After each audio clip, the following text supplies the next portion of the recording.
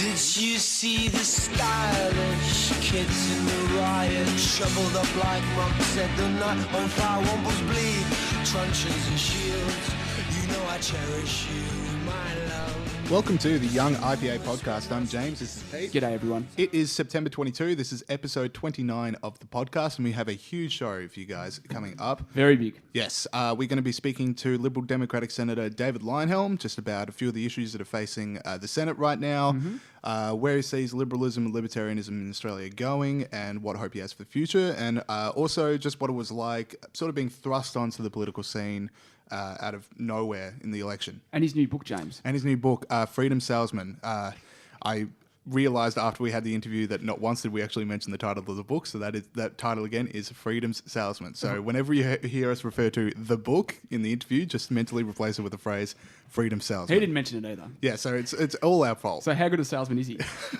Sorry, Dave, That's what he's doing for his book. That is what he's doing for his book. Cool. Sorry. Obviously, there's been a lot of main stories coming up around the world this week. We're going to be talking through a few of them. Yeah.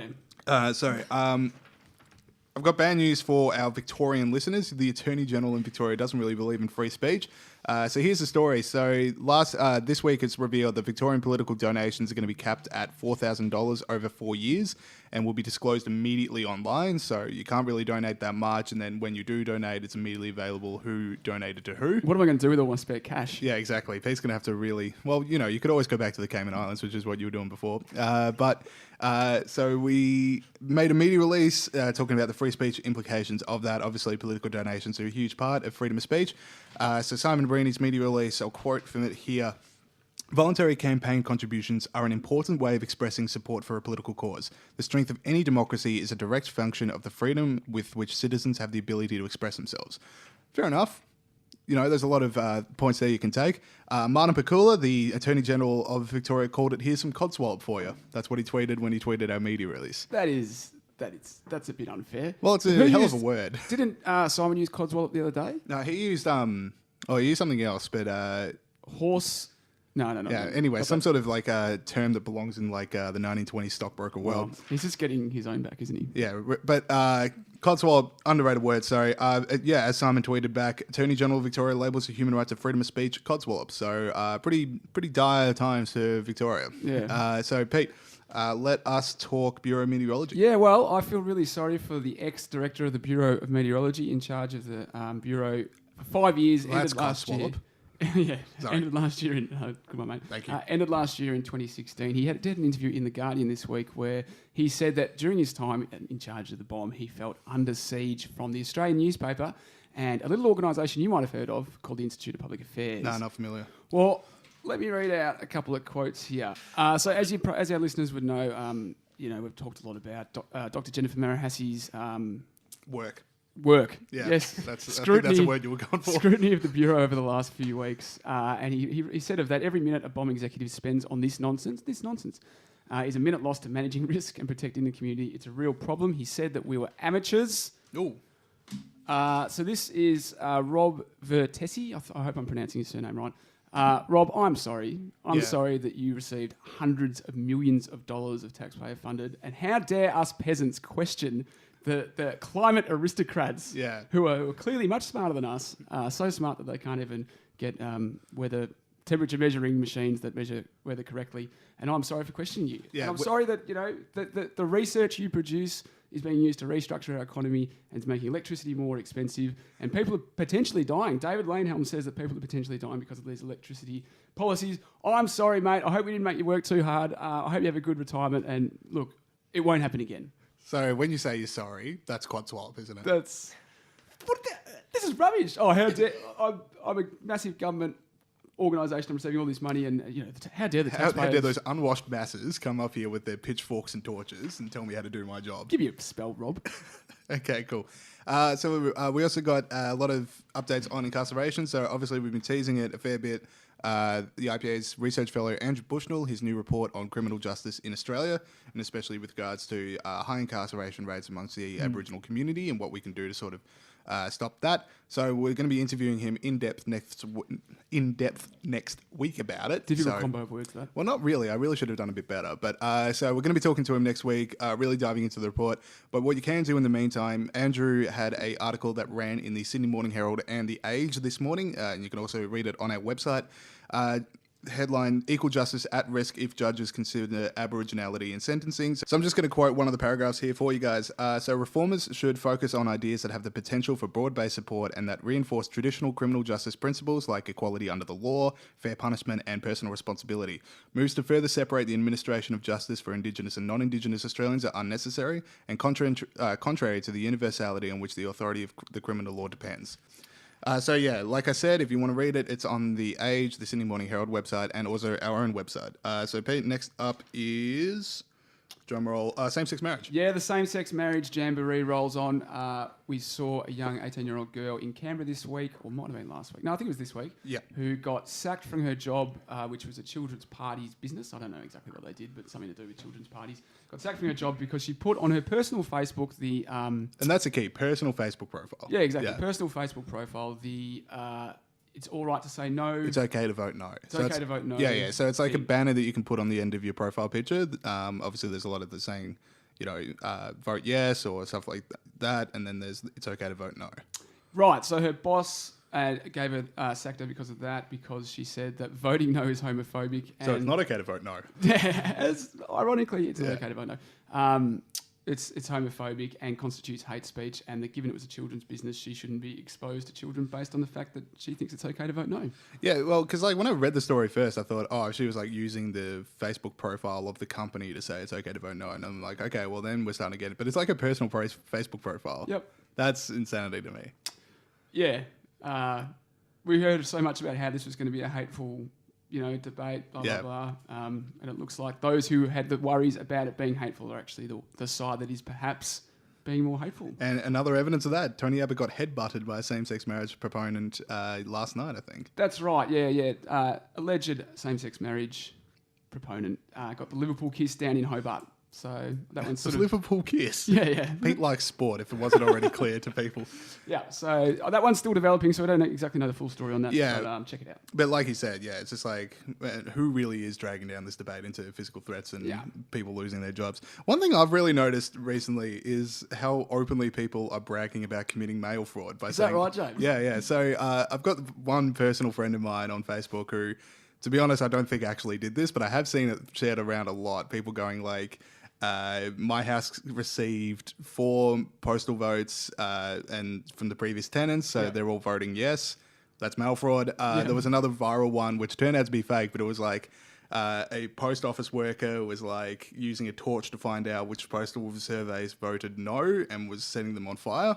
So that was fake. That was fake, but all the comments going yes, Queen and stuff like that, they were real. People are just you know what? To hell with democratic process. The subversion of democracy. Yeah. So that really concerns me. Anyway. Well, that party continues to roll on. It does. And if you are in the mood for your party of your own, hell of a segue by me, the Menzies Research Centre is about to host Frank Furedi, obviously one of Spike's leading lights on Liberty and a really great writer. So he's coming out to Australia next Thursday. He's going to be in Brisbane, and he's also going to be with the IPA's Dr. Bella de Brera next Wednesday in Melbourne. So you can go to the Menzies Research Centre to purchase your tickets. Don't want to miss out on that. No, it sounds good. Cool. So we will go now to our interview with David Leyonhjelm and then Oliver Hartwich from the New Zealand Initiative, talking about the New Zealand election, which is coming up tomorrow. Jacinda Mania. Yeah, we're going to be unpacking what that is. So hopefully you guys stick around for those. But before you do, I just want to say that this podcast, as well as everything that the IPA does, is only possible with the support of our members and donors. If you do want to be a part of the IPA, if you do want to help us out, go to join.ipa.org.au. We've got membership packages starting as low as $22. If you like this podcast, great. Hopefully you subscribe. We're on iTunes, SoundCloud, and our website. So if you do like it, leave us a 5-star review on iTunes if you could. Make sure you're telling your friends all about it and getting them to subscribe as well. So let's go to those interviews. Oh, actually, before we do, Michael, I have not introduced you to the show today. So tech producer Michael, pressing the buttons for us. How are you feeling? I'm feeling very unimportant and No, just never. overlooked, quite frankly. Yeah, well, it's an oversight on my part. But I'll Michael, be telling the Fair Work Commission. well, please do not. Cool. So we'll now go to those interviews.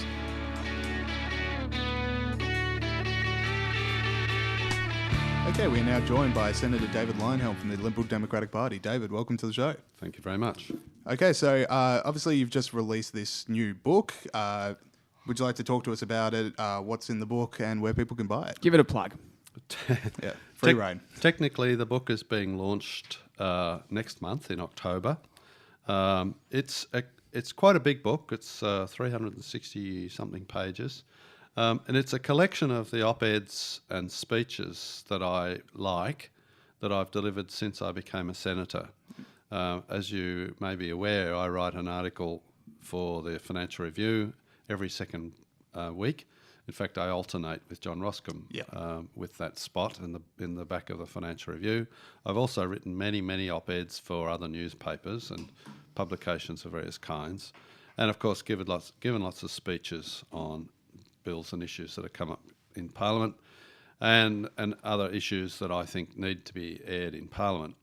And I was having a think about, the effect I'm having on our political debate in Australia, and while I've educated the political tragics as to what a libertarian is and the media, I haven't educated anyone outside the political circle, if you like, all that much.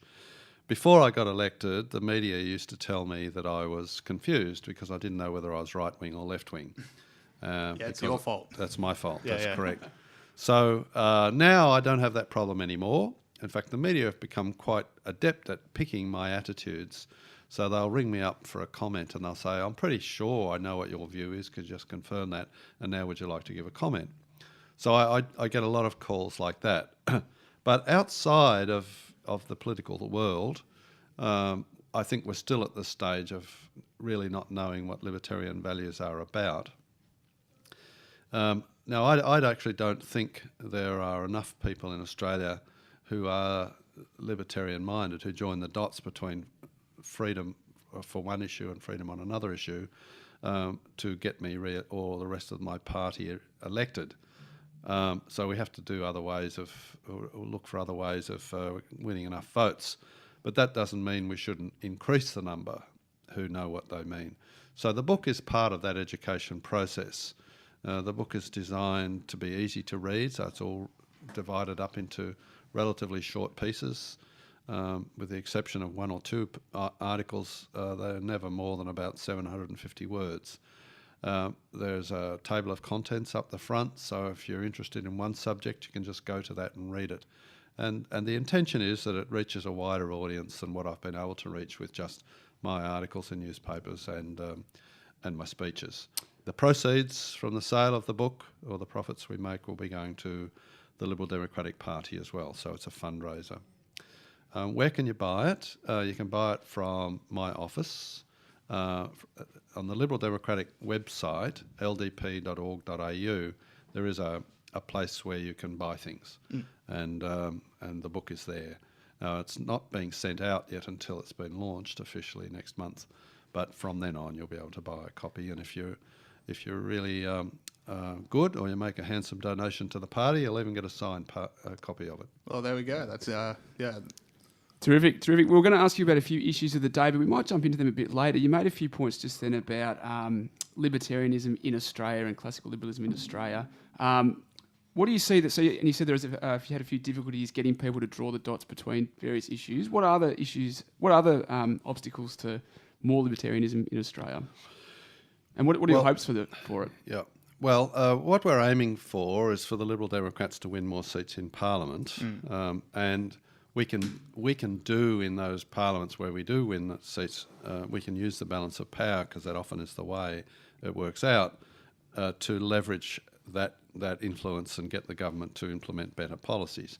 I do that now in the Senate. I'm frequently in a position where the government needs my vote, so I am able to leverage my vote so that maybe they won't do something as bad as they were intending to do, or sometimes we have what I call liberty offsets. So I'll vote for their bill, which I think is not all that flash, if if they increase liberty in another area.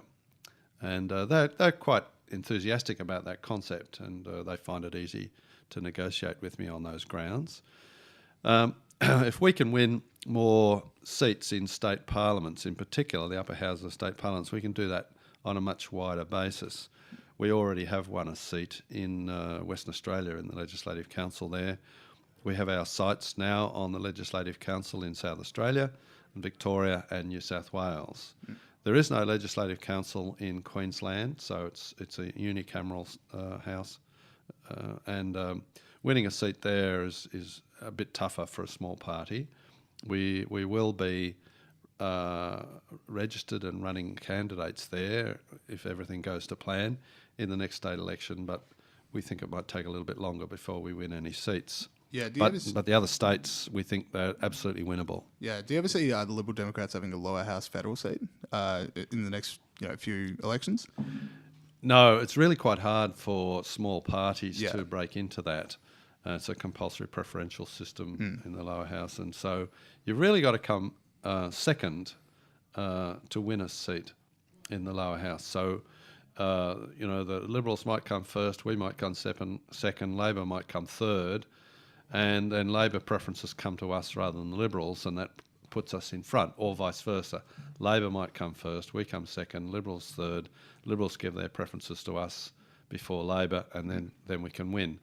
That's not out of the question down the track, but I don't think we can anticipate that occurring, in the next election or two. So away from the politics for a second, more hearts and minds. What do you think? Do you think we'll ever get to a stage where ordinary people out there, a large number of ordinary people out there will know what a libertarian is and say, yeah, I'm a libertarian in Australia? I'm not optimistic about large numbers. That's not our line, David. Not that attitude. No, I know. But even in America, the Libertarian Party still gets quite small votes. And the typical thing is people will say, well, I believe in liberty on this issue, but I'm happy to lock up somebody who disagrees with me on something else. And that was my big problem with the Shooters Party, for example. They were very big on freedom for sporting shooters. Quite rightly, I'm a sporting shooter myself. But then when it came to other issues, they were very intolerant and didn't extend the same liberty-mindedness, if you like, from what they wanted to other people. Now, libertarians, they apply liberty principles to every issue. So leave the government leave me alone unless I'm hurting somebody else. It's the harm principle of John Stuart Mill's. But it's not that many people who are prepared to apply that. So they might say, well, yeah, I'd like to have lower taxes, but, I think, let's see, compulsory bicycle drug law reform, compulsory bicycle helmets. That's always one, yes. Yeah, that's a good one. So, no, I think we should have lower taxes because I'm better at spending my money myself. But on the other hand, I'm too stupid to ride a bicycle without smashing my head or knowing when to fall off. So therefore, the law should make me wear a helmet. Exactly. That kind of thing. So they don't join the dots. Now, the thing is, a lot of people equate disapproval with the law. So you can disapprove of people riding their bicycle without a helmet, and that's fine. You're entitled to have an opinion. But when you invoke the law, that's when you step over the line and you go from being a libertarian to an authoritarian. Yeah, and I suppose that's a massive thing for freedom of speech as well. There always seems to be an unwillingness to sort of accept that there's a difference between someone shouldn't say something and someone shouldn't be allowed to say something. That's absolutely correct. Yeah. That's absolutely correct. The other thing, of course, is that people think that for those of us who are in favour of free speech, arguing for free speech, they omit the fact that there's no obligation to listen. Exactly. You can turn it off, walk away, close the book. Block on Twitter and unfollow on Facebook. Yeah. Yes, exactly right. You don't have to listen. But you shouldn't invoke the law so that the person can't say it in the first place. Absolutely. So I do want to talk about free speech a bit more. So obviously in the last week we've seen new legislation passed in reference to the postal vote on same-sex marriage, which effectively is banning people from, quote, vilifying and quote each other over their beliefs on the same-sex marriage postal survey. I mean, this is basically blasphemy laws is being introduced. So what were the conversations that you saw happening in Parliament at the time this was going past, and what do you make of that law? I actually feel a little bit guilty that I didn't kick up a bigger fuss about that. This is your chance. Kick up the fuss. Yes, I am kicking up. I was on Sky News a couple of days ago discussing exactly this issue. What happened was the government had been saying all we're going to do is pick up the misleading and deceptive clauses from the Electoral Act and apply them to this postal plebiscite on same-sex marriage. I'd been asked about it by the media many times, and I said, look, I've got no concerns about that. Those provisions are quite okay, and I'm not concerned about it. So I was pretty relaxed about it. I hadn't even looked at the bill until Monday morning last week in the Senate, when one of my staff came to me and said, look at this. And so there it had vilification, harass and threaten. And we said, wow, that's a bit bad. And then we had a chat about it. And I said, well, this is going to open the door to other people saying, well, if it's all right to prohibit vilification in this context, it's all right to prohibit vilification in another context. And it is it includes religion here. So I wasn't too happy about it. Then we had a look at, well, the bill's only going to last 3 months, and so it will expire once the counting of the vote is over. So we thought, well, that's a good thing. And then we had a look at what happened in the House. It went through with no opposition whatsoever. No one even spoke against it, as far as I know. And I thought, well, what hope have I got of doing anything much about it? And I was exceptionally busy Monday morning. Well, I mean, busy every day in the Senate. It's a hell of a frantic life. So it got introduced at 9:30 in the morning. It was through by 11:30. And in fairness, only Corey Bernardi raised any concerns about it, and that was in the committee stage, and he didn't bother to call a division either, so he just questioned the minister about it, which is what she can do during committee stage. I didn't even go into the chamber, and in hindsight, I probably should have jumped up and down about it more, although the outcome wouldn't have been any different. Exactly, yeah. It was a done deal. It didn't go to a vote. It just went through on the voices. Quite a lot of non-controversial legislation goes through on that basis. Had I been thinking a little more clearly, maybe had I had a bit more warning, I might have even forced it to a division with Corey. So at least there would have been a vote of who voted for this. But yeah, it's not so much this particular bill, 3 months, and it'll be gone. But it's a crack in the door really for anti-vilification, anti-blasphemy laws, and in the old days, it used to be the Christian churches that were thin-skinned about blasphemy. You weren't allowed to say anything rude about them. These days, the Christian churches are pretty relaxed about that sort of thing, and we thought blasphemy was a thing of the past. But we have some very, very thin-skinned people in the other religions. Some of the Jewish community can be quite thin-skinned, and in the Muslim community, they are very thin-skinned at times. Not all of them, of course. There's obviously exceptions. But if anybody was likely to use the law in this instance, in the same-sex marriage debate, or to advocate for anti-vilification laws in another context, using this one as a sort of a precedent, if you like, it'll be the Muslims more likely than not. They're the ones who get really cranky about this sort of thing. So I think it's dangerous. It's definitely a step in the wrong direction.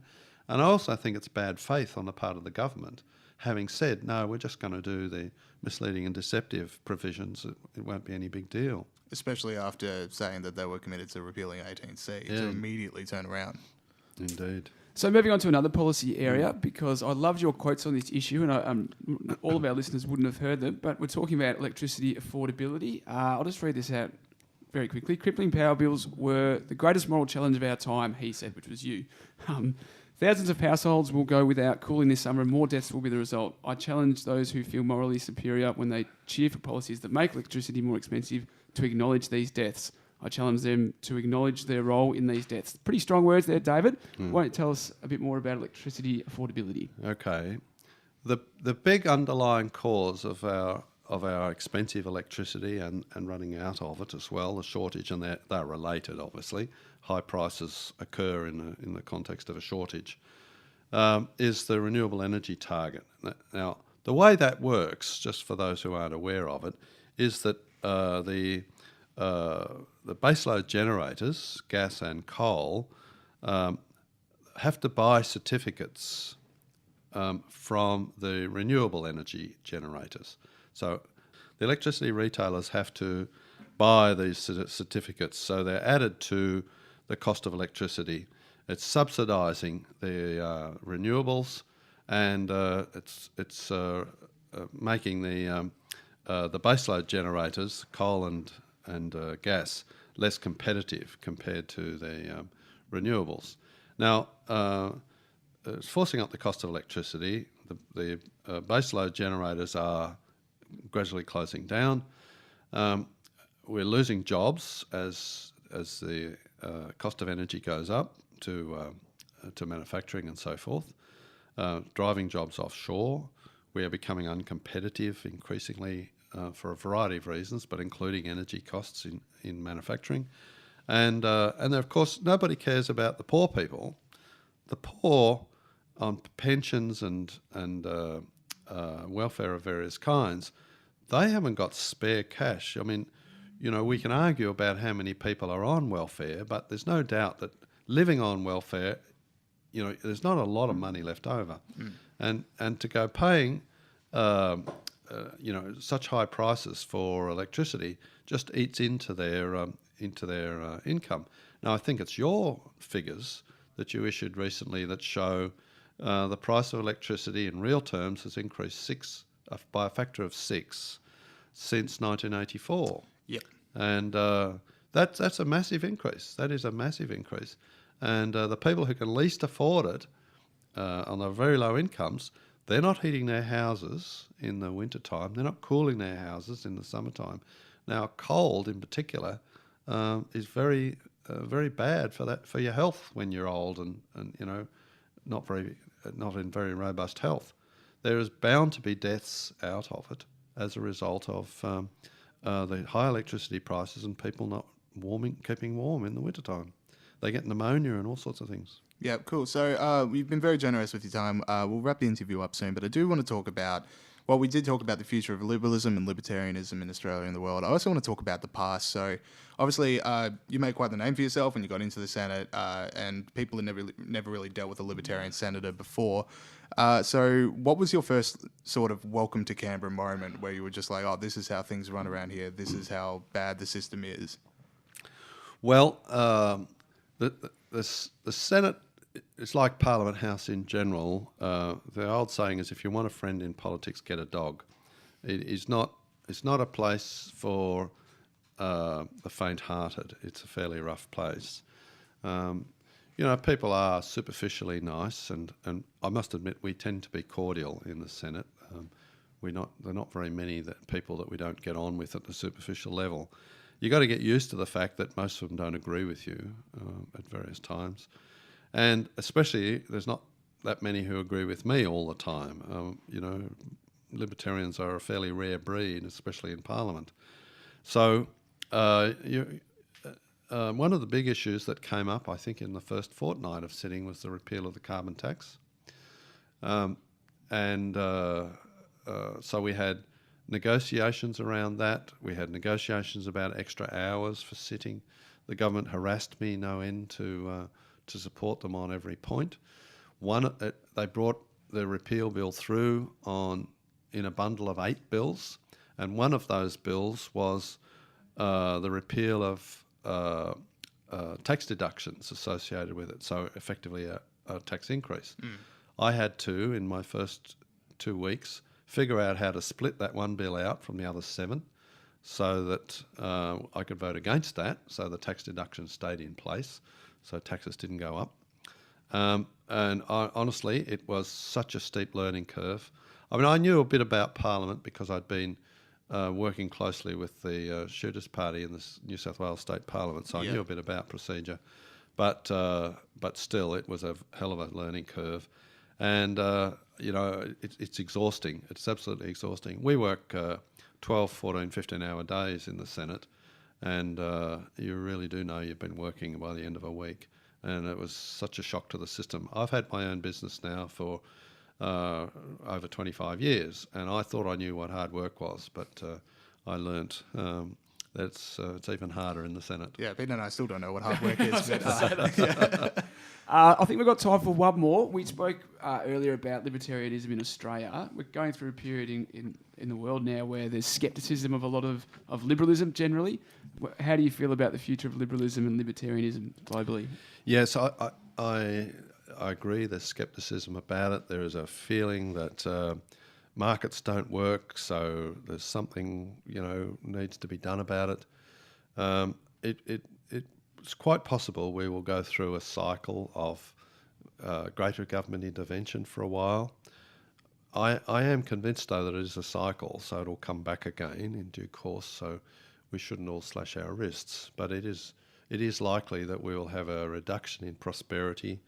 There will be more poor people. People at the low end won't come out of the low socioeconomic groups as fast because of the lack of prosperity.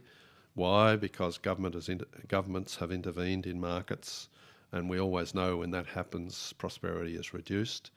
I anticipate taxes will remain pretty high in Australia unless they are seriously reduced around the world. And the big unanswered question is whether Donald Trump will get his tax reductions through Congress, or even what tax reductions he wants. We know what his top line number is, but what will he accept?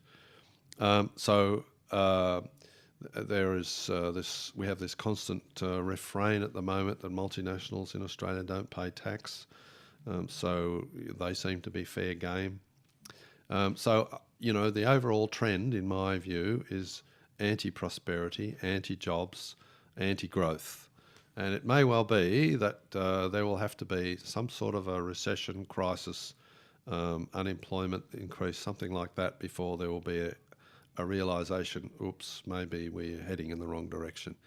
We've been through the period when the Reagan era, the Thatcher era, where free markets were popular and we enjoyed the prosperity of that, but then we've forgotten what caused it. We accept the prosperity, but we think, oh no, that's the natural state of affairs, and now we can identify issues with that we don't like, so maybe a bit more government intervention will repair it. That's not the case. The solution to most problems, in fact, most social and economic problems, is less government, not more. There are very few issues where more government is the solution, and in fact, I struggle to think of any really. But none's jumping out at me. No, but there probably is one or two, but just where they haven't been thought of yet. Well, fair enough, David. Thank you so much for joining us on the show. My pleasure. Okay, we are now joined by Oliver Hartwich, the Executive Director of the New Zealand Initiative. Oliver, welcome to the show. Hello.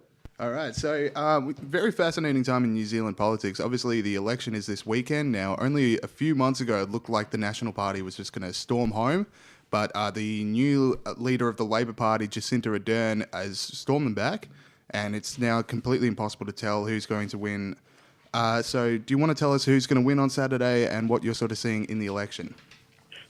I'm an economist, not an astrologer. I can't tell you who's going to win the election on Saturday because it's really neck and neck. And it's a much closer election than anyone really expected a few months ago, because we've had a change, of course, in the Labour Party leadership, and that's really opened up the election to a completely different result. It's really impossible to predict. The last opinion poll we had just last night saw the National Party, so the current government, at 46%, so not too far off an absolute majority, but the opinion polls in the last few weeks have been extremely volatile, so it's really impossible to say who is going to be victorious on Saturday. And even if we knew the result now, we couldn't really tell you what's going to happen because, of course, there is an electoral system, MMP, mixed member proportional, which requires coalition building after the election. So I think it might even take a few weeks until we find out who will govern New Zealand for the next 3 years. Oliver, what are the major issues that the election's being fought over at the moment? I think the major issue for New Zealand really is housing affordability, because New Zealand has become totally unaffordable, especially Auckland. And that's probably the biggest weakness of this current government, which otherwise has done a pretty good job managing the New Zealand economy. When you look at our unemployment data, under 5%, you look at economic growth, over 3%, you look at the budget surplus, you look at the state of public finances more generally, all of that's fine. Economic management, generally speaking, is okay, but the country has a massive problem in the housing market. The housing market has spun out of control. The housing ladder has lost its bottom rungs, and I think that's where National is vulnerable, and that's where the Labour Party sees its big opportunity. Right. So, because I've seen that Labor is now advocating a policy whereby people that don't have residency in New Zealand can't buy houses, which stops Chinese investors. And I saw Labor specifically call out American tech billionaires, which I know is a bit of a growth industry for New Zealand at the moment. That seems pretty radical and interventionist policy for a government to have. Is that popular with New Zealand people? Is that a viable solution? Well, it's certainly radical. The problem is it's not really practical. A lot of the things that Labour would like to introduce, as far as restrictions on home buyers are concerned, are not really possible, because New Zealand is contractually bound by free trade agreements to keep the market open to foreign buyers. So even if Labour wanted to change it, it would actually require a renegotiation of the free trade agreements with countries like China and Korea, for example. It's not very likely to happen. So I think there are other ways in which you could get the housing market more affordable again. Fortunately, Labour is also talking about them. So Labour is the party that has promised to deregulate the planning laws in New Zealand. Labour is committed to privately financing infrastructure for housing development. So there are ways in which you can tackle the housing market, but restrictions on foreign buyers, which currently constitute about 3% of the total buyers in the property market in New Zealand, is the wrong way to go. Absolutely. So, so Labor's got this policy that obviously is not very viable, and it seems to be something that is pretty standard for a lot of Labor's policies. So who is Jacinda Ardern, and where did she come from? Why is she so popular with the New Zealand people? Well, Jacinda Ardern starts with 37 years old, quite charismatic, very positive vibe about her as a person. She's been in Parliament for 9 years. She was, for most of the time, a backbencher. She only became deputy leader of the Labour Party in March this year, and that followed a by-election that she won in Auckland. She won it at 70-odd%, but the thing was actually she didn't have a main rival against her, because the National Party didn't file a candidate for that by-election. So really, on the back of that result, which was quite extraordinary, she became deputy leader in March. And then, of course, when the Labour Party was struggling to lift its support above the 22-23% mark, the then leader, Andrew Little, gave up and handed the leadership of the Labour Party to Jacinda Ardern.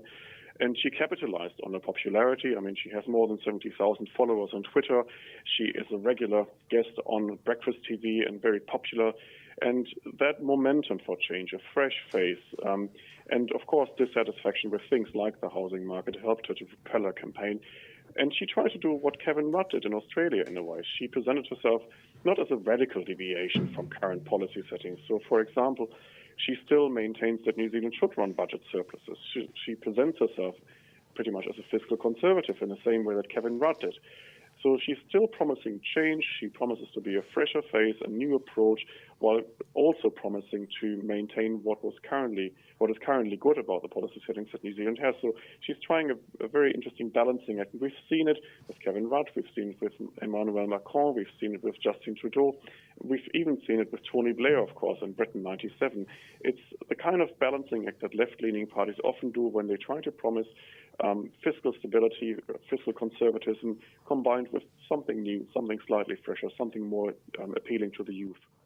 Oliver, you mentioned a few political leaders there. Is Jacinda Ardern's meteoric rise to the leadership and potentially the prime ministership of New Zealand, is this another example of outsider politics that we've seen around the world in the last few years in the same vein as Trump and Corbyn and stuff like that? I think if I really wanted to compare Jacinda Ardern to any other Labour leader, it would probably be Tony Blair, because she's trying to copy a few pages from the Tony Blair book of 1997.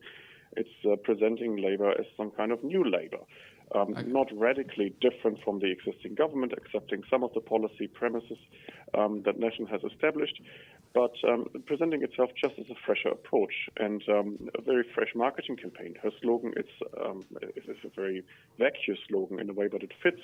It's "Let's do this."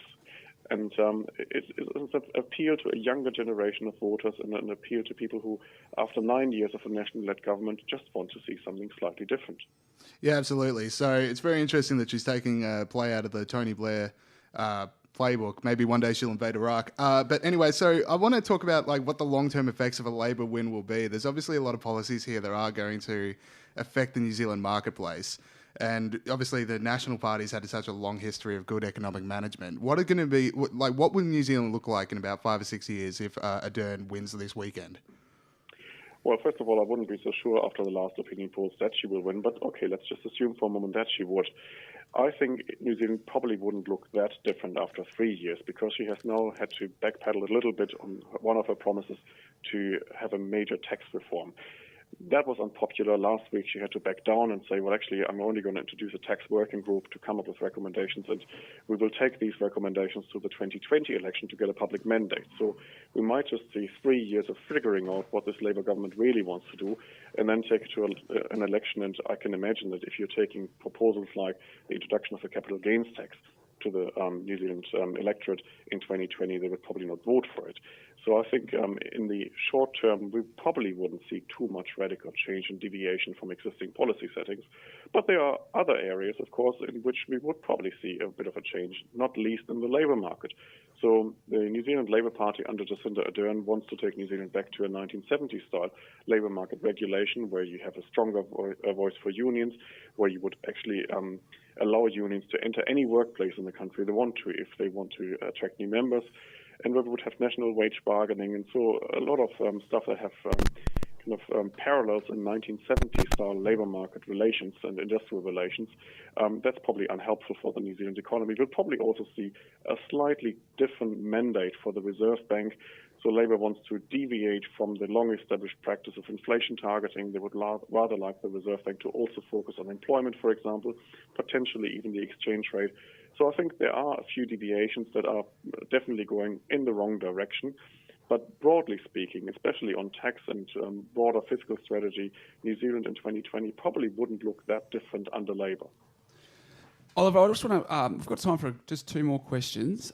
You said that Ardern is very popular with young voters. One issue that's really important to a lot of young people in Australia and around the world and potentially New Zealand is immigration. She said that she's going to cut the annual immigration rate to New Zealand from 72,000 to between 40 and 50,000. Has she received much blowback for that from that move? Well, on that idea, I would probably say to her, good luck. Try cutting migration, try fine-tuning migration figures. I think it is practically impossible. The reason why it's impossible is a lot of migration that New Zealand receives, New Zealand doesn't have any control. A large chunk of the migration to New Zealand is actually New Zealanders returning home or not leaving in the first place, or Australians now actually discovering that New Zealand is quite an attractive country and moving across the ditch. For all of these people, you can't just stop that because there is a legal right to reside in New Zealand. So I think that's the first point. The second point is the remainder of migration is mainly students coming into the country. The students, of course, are needed by our university system as fee-paying students, and therefore you wouldn't want to cut there.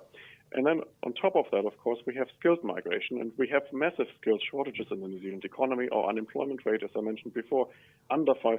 You talk to any business in New Zealand, and they will tell you how hard it is to find talent. We have a massive skills shortage in the country, so you wouldn't want to cut there. So I would really ask Labour, if you can't cut migration from Kiwis and Australians wishing to reside in New Zealand, if you can't cut the international students because you would wreck your universities, and if you can't cut the skills that the country really needs, where would you really fine-tune migration? It's practically impossible. And it is incompatible with Labour's own plans, because Labour really wants to increase home building, for example. They have promised to increase construction Well, the fact is, we simply don't have enough workers to do that. So you would have to import the skills from abroad. So Labour is, I think, internally inconsistent on that migration position. Absolutely. So, Oliver, you've been really generous with your time. We just go. You're the executive director of the New Zealand Initiative. Do you want to tell our listeners about what that organisation is and where people can go if they want to learn more about it? Well, we see ourselves as New Zealand's leading think tank, which is probably not too hard because there are not that many of us in our small country. But we are also a business organization. So we are an organization bringing together about 70 companies, typically represented by their chief executives and chairs. That's the base that funds our operations. We're based in Wellington, and we're working on public policy issues pretty much like you guys at the IPA. We're trying to do this on education, on housing, on foreign direct investment, on immigration, on basically every single issue that matters for the future of this country. We are then offering all our solutions, all our recommendations to all parties. So we are totally non-partisan. We're working with politicians from the current government as well as from the opposition. Our goal is not to promote any individual party. Our goal is not even to promote any individual business. All we care about is to make this country go faster and to make New Zealand the best country it can be. All right, brilliant. Oliver, thanks so much for your time. Thanks, Oliver. Thank you very much. Okay, thank you to David Leyonhjelm and Oliver Hartwich. So can't wait to see how the New Zealand election turns out. So let's go into some stuff that made us laugh at the end. But Yeah. Pete, did you have something? I was going to say that subsequently after doing that interview, I think Jacinda Ardern took a bit of a dive in the polls. She did, yeah. As a result of our interview, I've heard. Yeah. So Which doesn't really make sense, but I'll take it. Yeah. We have a big influence in New Zealand. We got a lot of New Zealand listeners. G'day to all our New Zealand listeners. Good luck tomorrow at the polls. So here's one thing I wanted to know. So Oliver Hartwich said, so Jacinda wants to increase refugee levels. First name basis, are we, mate? Yeah, well, we know each other pretty well. So Jacinda Ardern wants to increase refugee levels, but wants to ban people from foreign buyers. Decrease refugee levels. Yeah, she wants to increase refugee levels, but decrease immigration. Yes, but she wants to make it illegal for foreign purchasers to buy houses. Yes. Does that mean she wants to increase refugee intake, but they're not allowed to buy houses? Well, I think if they're refugees, they become citizens. Well, who knows? And it's a bit of a false move because she wants to decrease immigration by like 20 or 30,000 people. Yeah. And she wants to increase refugees by 750. Well, both of them make people feel good. Yeah. Yeah, so that's the spine of the policy. I thought that she'd get the same blowback that, say, a Trump or a Hanson got, but obviously not. Not at all. All right, so let's get into stuff that made us laugh this week. So Q&A Clap, obviously our favourite segment. So Penny Wong was on Q&A this week. First time probably, but anyway, she's talking about energy levels and energy sources. Yeah. Here's what she had to say. You have been unable to come to the negotiating table because you're still dealing with an ideological argument of people who just decide that renewables are somehow the end of the world. It's about time everybody grew up. Brett Stevens, there are a number of court cases. Yeah, just grow up. Grow up is what I say. Yeah, exactly. Yeah, so Pete, do you have a Q&A Bit of clap? maturity. Obviously, when we play the Q&A clap, we each share our own benign political opinion of the same sort of breath and give ourselves a Q&A clap because they make us feel good. So, Pete. Yeah, so those people in the developing world who don't have access to electricity because of the environmental policies of wealthy Western nations like Australia should just grow up. Yeah, grow up. Can I just... Okay. Thank you. That's very good, Pete. But you kind of stepped over mine because mine was just, can poor people just grow up? You know, when they look at their energy bills, can they just grow up? That's really brave, James. Yeah. Can I just... Okay. Thank you. Fair dinkum. What is more bloody childish than a fixation with renewable energy? Yeah, true. So if you guys out there, if you want your own... I just lost it. I was so ready to do my post Q&A wrap up, and then Pete just gets in a few barbs. Oh, we're gonna power the whole world with a bloody windmill, are we? I think there's more to it than that, to be fair. Yeah, I mean, I love renewable energy, but come on. Yeah, okay. So if you guys want your own benign political opinion read out on the show, just send it to us. Leave us a 5-star review on iTunes. Include your own benign political view on the comment section, and we will read them out on air and give you your own Q&A clap of the week. So now we've got a bit of Elton John, Pete. Oh, sorry. That's right. We are doing Elton John. My apologies for that. So Donald Trump. Now, I loved this. Donald Trump made his speech to the UN, and obviously, you know, the UN's meant to be this really respectful, staid environment. Mm-hmm. And he called North Korean dictator Kim Jong-un Rocket Man, which to me, I just find so funny. Yeah, so, I'd have called him Tiny Dancer. Oh, how come? And, well, because that's also an Elton John song, and Kim Jong-un is small. And Does he dance much? I don't know. Look, Pete, I'm reaching here. Is he small? Probably.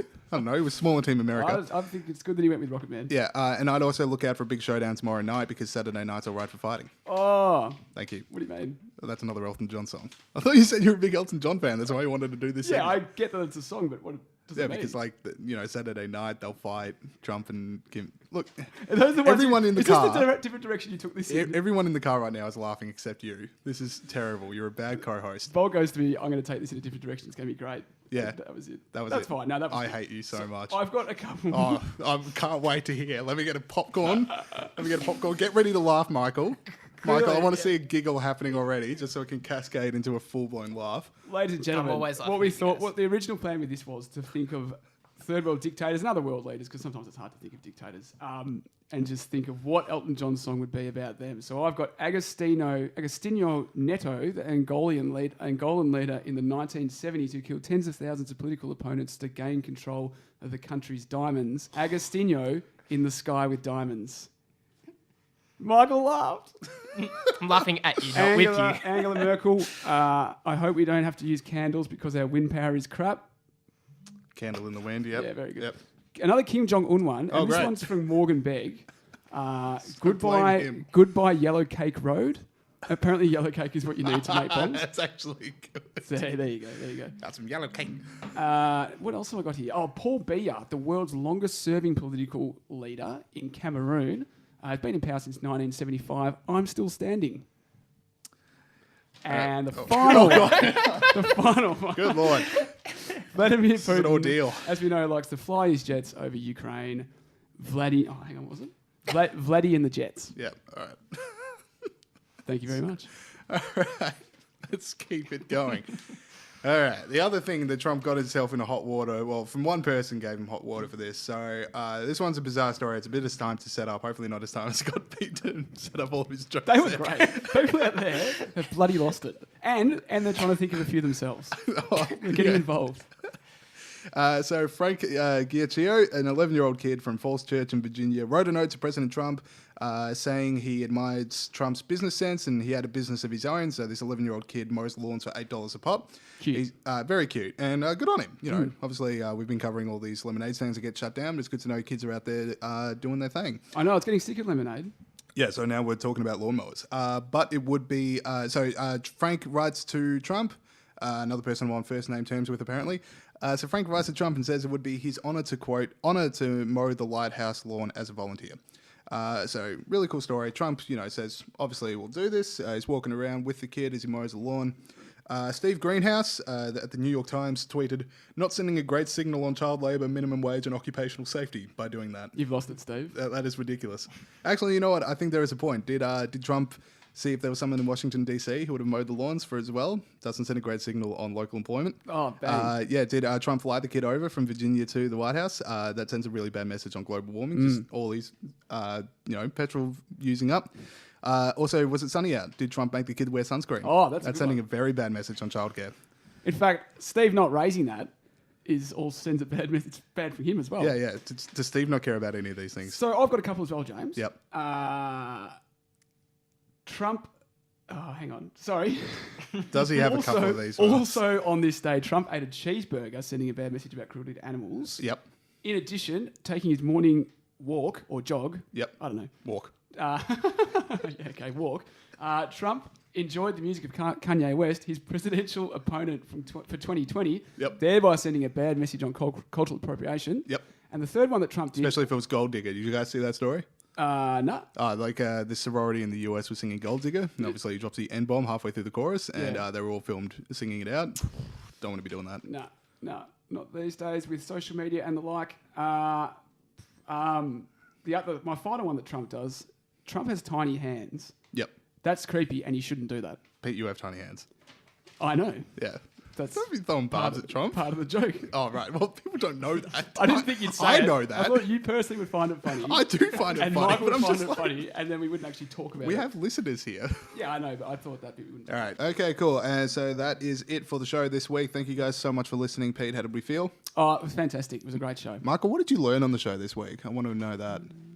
You assume that I'm listening. Oh, okay, yep, that's fair enough. Cool. So thank you guys for listening. Hopefully you guys stick around next week. Our podcast is available on iTunes, SoundCloud, and our website, so you can subscribe on iTunes and SoundCloud. Do you want to talk about the Tigers? Not really. Extremely nervous. So obviously the Richmond Tigers, the team I go for, they're in the preliminary final. 4 teams left. This is the most successful Tigers outfit I can remember. And it's not even, we're not even being Melbourne centric because they're playing a team from Sydney. Yeah. GWS. No one thinks that, Pete. Anyway, so I am beside myself with fear. GWS played extremely well last week, but I also think West Coast are a bunch of frauds, and they didn't turn up to the game. So I'm going to be watching with my parents. I'm going to be nervous the entire time. So we'll see. Next week's podcast could either be the most ecstatic James Bolt you'll ever hear, or the lowest of the low. You might not be here. I might still be out, just rocking after a 7-day bender. Cool. So that's it for the show. So I'll just go through it from the top again after I was rudely interrupted with this Tigers scaremongering by Pete. So our podcast is available on iTunes and SoundCloud and our website, so you can subscribe on iTunes and SoundCloud. Also, leave us a 5-star review on iTunes if you could. That does help us with the rankings. And if you leave us a 5-star review, make sure the comment section you leave your Q&A. Pardon me. If you leave your Q&A clap moment, and we'll read it out on the show and give you guys your own Q&A clap. This podcast, as well as everything that the IPA does, is only possible with the support of our members and donors. If you do want to go to, if you want to help out the IPA, if you want to become a part of it, go to join.ipa.org.au. We've got membership packages starting as low as $22. You can also donate online or call 03 9600 4744. Cool. See you guys next week. Have a great weekend. I cherish you, my love.